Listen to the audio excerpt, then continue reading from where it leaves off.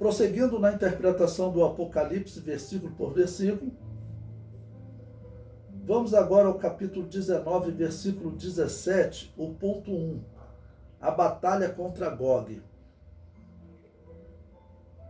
E vi um anjo que estava no sol, e clamou com grande voz, dizendo a todas as aves que voam pelo meio do céu: vinde e ajuntai-vos à ceia do grande Deus. Este texto tem um perfeito paralelo com a profecia de Ezequiel, capítulos 34 a 39. O profeta Ezequiel, a partir do capítulo 34, inicia uma série de mensagens sobre os últimos dias de Israel. No capítulo 34, ele recebe mensagens sobre os pastores infiéis de Israel e diz que eles abandonaram as ovelhas. Olha, a fraca não fortalecestes, e a doente não curastes, e a quebrada não ligastes, e a desgarrada não tornastes a trazer, e a perdida não buscastes, mas dominais sobre elas com rigor e dureza. Essa mensagem claramente é para os pastores de Israel, tá ok? Pode até estar acontecendo alguns pastores de igreja fazendo isso, mas isso aqui são os pastores de Israel que abandonaram o ensino verdadeiro às ovelhas, né, ao povo. E prossegue revelando que o próprio Yahvé as buscará. Então, o profeta diz o seguinte: ó, o próprio Deus vai buscar as ovelhas, porque os pastores israelitas não cuidaram, né? Ele diz: porque assim diz Adonai Yahvé, eis que eu mesmo procurarei as minhas ovelhas e as buscarei, como o pastor busca o seu rebanho, no dia em que está no meio das suas ovelhas dispersas. Assim buscarei as minhas ovelhas, e as farei voltar de todos os lugares por onde andam espalhadas no dia de nuvens e de escuridão. E as tirarei dos povos, e as farei vir dos diversos países, e as trarei à sua terra, e as apacentarei nos montes de Israel, junto às correntes e em todas as habitações da terra. Bom, e Deus promete que levantará um pastor, que é o Messias. Então veja como todo esse texto, isso é reconhecido no estudo da escatologia, ele faz parte da escatologia, faz parte da conversão de Israel, faz parte do futuro de Israel. Ok? Então veja, ele diz: e levantarei sobre elas um só pastor, e ele as apacentará. O meu servo Davi é que as há de apacentar, e ele lhes servirá de pastor. Bom, então esse texto, existe praticamente um consenso, está falando de Jesus. Está falando de Jesus apacentando o povo de Israel. Está falando que Israel, nesse momento que o exército do anticristo está cercando, está havendo uma grande conversão. Ou a conversão do grupo, por exemplo, de intérprete das Escrituras, que estarão chegando à conclusão, já junto com o povo, claro, que Jesus é o Messias. Então o evento é o mesmo. E prossegue o comentário. No capítulo 35, Deus anuncia um juízo contra o Monte Seir, que é o lugar onde Jacó se encontrou com Esaú ao retornar de Padã Arã. Às vezes você lê assim, né? O que significa isso? Por que Deus coloca esse local? Porque foi o local do encontro entre Jacó e, vamos dizer, o seu adversário, né? E que eles vão se consertar. Né? Então, profeticamente, Ezequiel está dizendo, isso vai acontecer no futuro. Porque vão considerar todas as nações, na verdade, a grande maioria são aí irmãos de Jacó. Porque essa grande luta está sendo com os descendentes de Ismael. O texto diz: e foi também Jacó o seu caminho, e encontraram-lhe os anjos de Deus. E Jacó disse quando os viu: este é o exército de Deus. E chamou o nome daquele lugar Maanaim.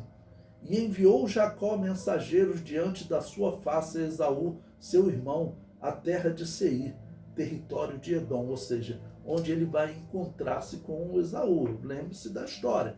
Ele tinha enganado seu irmão, comprou a primogenitura do seu irmão, fugiu, né, enganou o seu pai, pegando a bênção de Esaú, ainda que ele tivesse comprado, mas enganou o seu pai. E acabou que agora ele sabia que Esaú viria com uma ira contra ele. Mas quando chega na hora, Esaú se conserta com ele também. Eles fazem as pazes. Ou seja, aqui então Ezequiel está profetizando que os irmãos irão fazer as pazes. Ou seja, Jacó e Esaú, né, ou Ismael e Isaac vão fazer as pazes. O comentário prossegue. Logo depois, Jacó encontra com o anjo de Yahvé no val de Jaboque. Tem seu caráter transformado e se reconcilia com seu irmão. Capítulo 34. O significado é claro.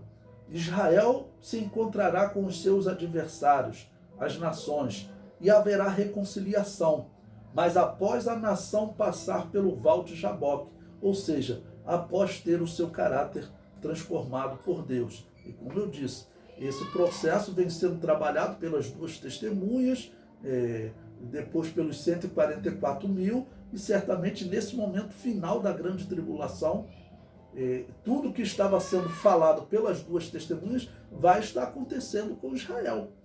Eles estarem sendo atacados e perto de destruídos pelo anticristo. Ezequiel 35, versículo 5, ele diz: pois que guardas inimizade perpétua e abandonastes os filhos de Israel à violência da espada no tempo da extrema iniquidade. Ou seja, o tempo da extrema iniquidade é uma referência que Israel abandonou a Deus, e a extrema iniquidade certamente está falando da aliança com o anticristo no início da grande tribulação. O profeta prossegue descrevendo como os inimigos falam de Israel. Assim diz o Senhor Yahvé, pois que diz o inimigo sobre vós, até as eternas alturas serão nossa herança. Portanto, assim diz o Senhor Yahvé, certamente no fogo do meu zelo falei contra o resto das nações e contra todo o Edom. Eles se apropriaram da minha terra com alegria de todo o coração e com menosprezo de alma para ser lançada a rapina. Ou seja, eles acabaram por dominar Israel, vencer Israel. Nesse momento, Israel está, vamos dizer, realmente nas últimas. Jerusalém seria o último local do cerco. Normalmente a grande cidade, né, é o último local do cerco. Ok? Mas Deus promete purificar Israel e transformar o seu coração. Olha, capítulo 34, 35, 36. Então espalharei água pura sobre vós e ficareis purificados. De todas as vossas imundícies e de todos os vossos ídolos vos purificarei. E vos darei um coração novo, e porei dentro de vós um espírito novo. E tirarei o coração de pedra da vossa carne, e vos darei um coração de carne. E porei dentro de vós o meu espírito. E farei que andeis nos meus estatutos e guardeis os meus juízos e os observeis. É claro que esse texto aqui ainda não se cumpriu na história de Israel. Todos têm que concordar. Ou faz igual os católicos e os protestantes, que dizem que essas profecias do Antigo Testamento têm que ser esquecidas porque Israel rejeitou o Messias, então isso não vai se cumprir nele logo, nunca, né? Ou então, ok?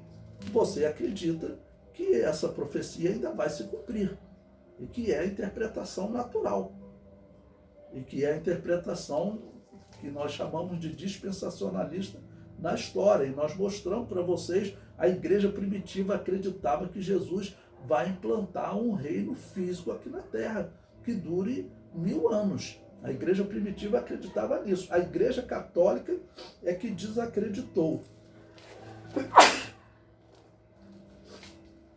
Perdão.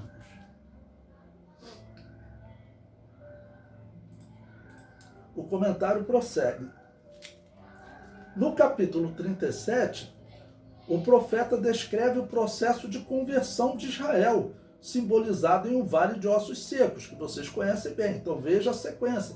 Capítulo 34, 35, 36, eles foram transformados. E no capítulo 37 descreve como ocorre essa transformação. como num vale de ossos secos que vai ocorrendo essa transformação até que o espírito entra no corpo.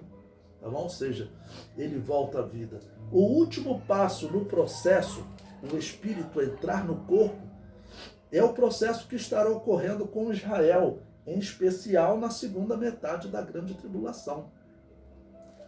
Mas esse processo final de conversão será precedido pela invasão do exército de Gog, que é descrita no capítulo seguinte de Ezequiel, capítulo 38. Ok? Visto que o termo Gog se traduz por reino, devemos interpretar o termo Magog, Meseque e Tubal como formando o reino dos descendentes de Jafé, ou o reino de Magog, Meseque e Tubal.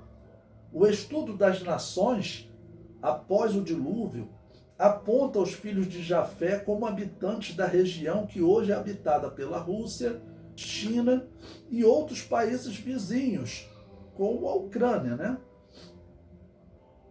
Os rabinos estudam Ezequiel 38 e 39, guerra de Gog e Magog, no tempo determinado dos tabernáculos, pois acreditam que com a invasão do reino de Gog e a sua destruição, terá início o período que o Messias reinará sobre a terra.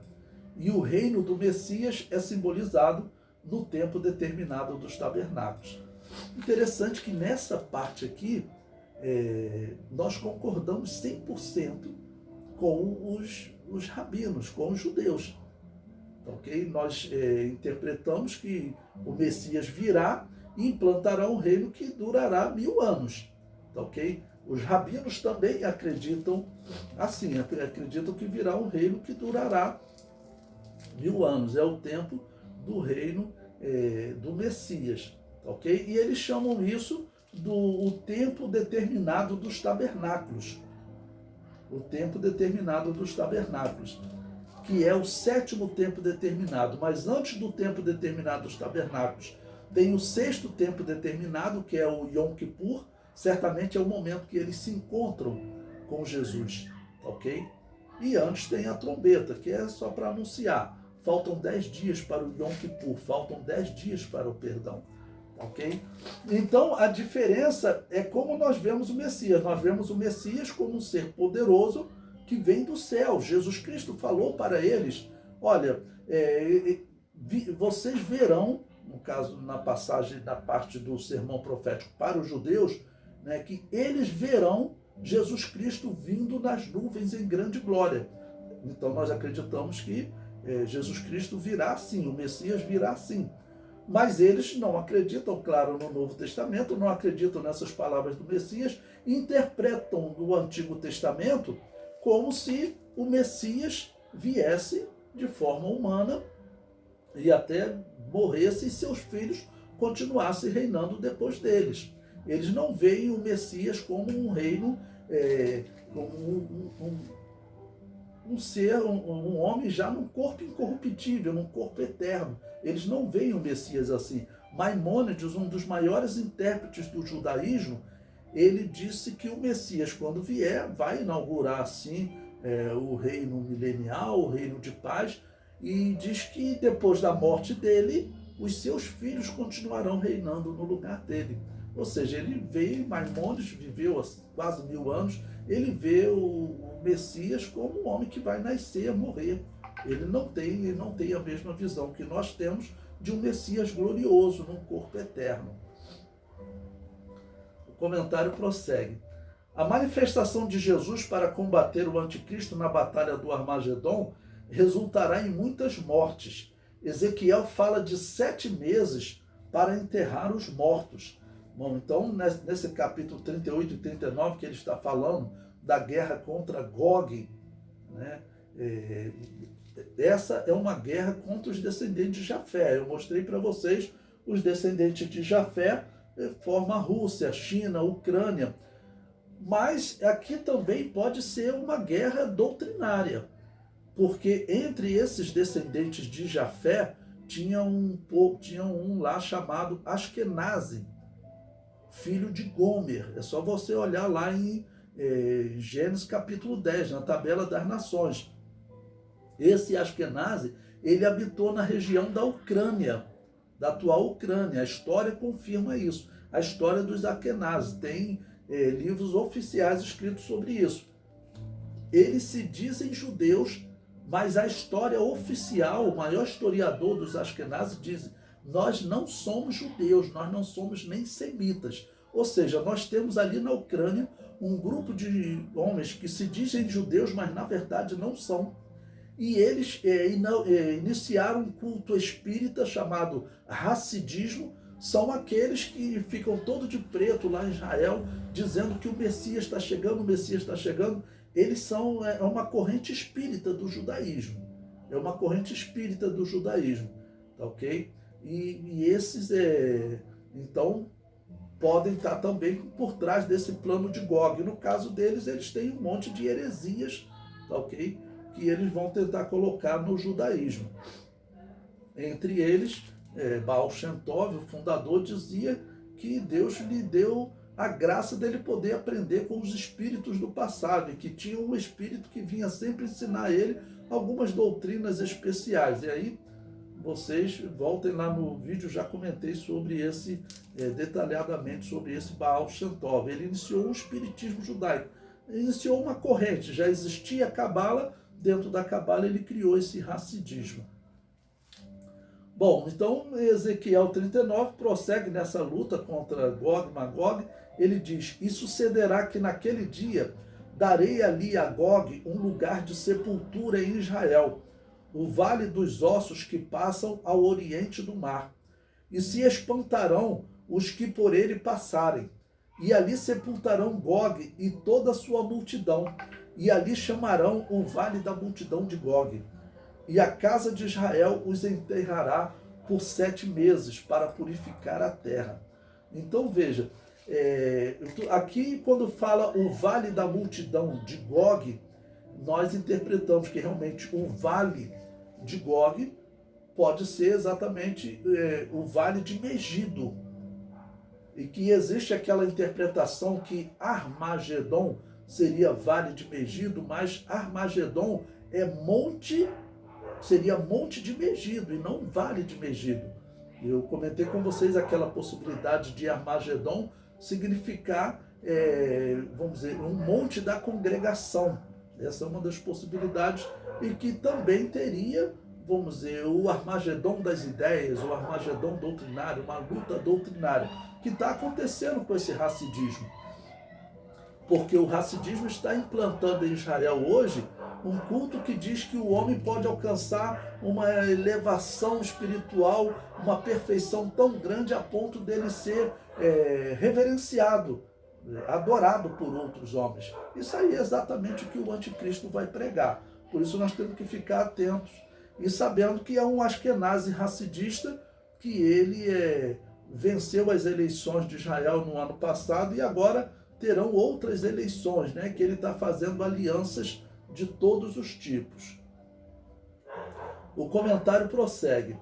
A expressão ajuntai-vos, utilizada pelo anjo no Apocalipse como um chamado às aves, se trata de uma ironia, pois o anjo usa o mesmo termo grego, sunago, que descreve os congregados dos espíritos de demônio, ou seja, os demônios, eles ajuntam. A mesma palavra o anjo diz para as aves também, ajuntai-vos, ok? Porque, claro, a luta será vencida pelo exército de Jesus. Então, em Apocalipse 16:14 diz: porque são espíritos de demônios que fazem prodígios, os quais vão ao encontro dos reis de todo o mundo, para os congregar para a batalha naquele grande dia do Deus Todo-Poderoso. Ou seja, os demônios congregam e o anjo também, por isso, os congregou. O termo grego é o mesmo, ajuntai-vos ou congregai-vos. Tá bom? Enquanto na terra os demônios dizem às nações congregai-vos ou ajuntai-vos para lutar, no céu um poderoso anjo diz às aves: ajuntai-vos para comer a carne do exército do anticristo, desse exército que se congrega.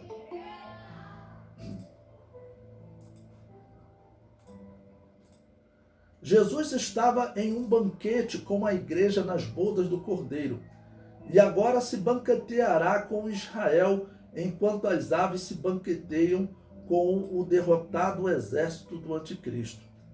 Essa batalha foi revelada a Ezequiel como a batalha contra Gog, em Ezequiel 39, onde ocorre o chamado às aves.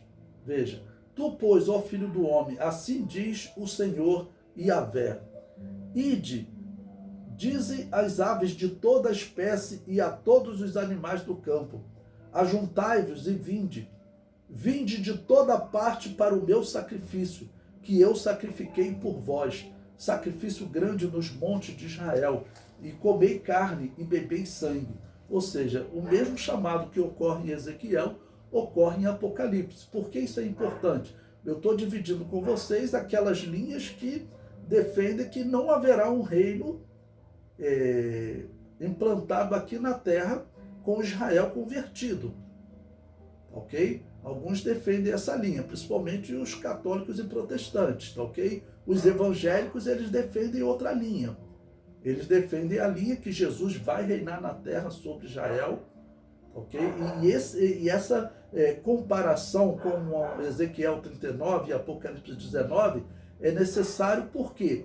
Porque esse texto deixa claro que essa profecia não deve ser abandonada. O Novo Testamento, João foi revelado depois da morte de Jesus, ali pelo ano 95 da era cristã, cerca de 66 anos depois da morte de Jesus, ok? E João utiliza a mesma linguagem, ou seja, foi revelado a João a mesma linguagem de Ezequiel. Então, aqueles que dizem que Jesus não reinará sobre Israel aqui na terra, que Israel não formará um reino, eles dizem que as profecias de Daniel, de Ezequiel, de Isaías, essas profecias futuras de Israel deveriam ser abandonadas porque a igreja agora é que vai implantar esse reino. Né? E o momento que nós estamos vivendo, isso mostra que eles estão errados. E Jesus vai reinar sim sobre Israel. E é algo para vocês estarem atentos, porque essas igrejas que interpretam esse texto de maneira errada, elas são aquelas igrejas que mudaram a doutrina da salvação, né? E estão trabalhando para tentar unir as igrejas. Então vigiem com isso.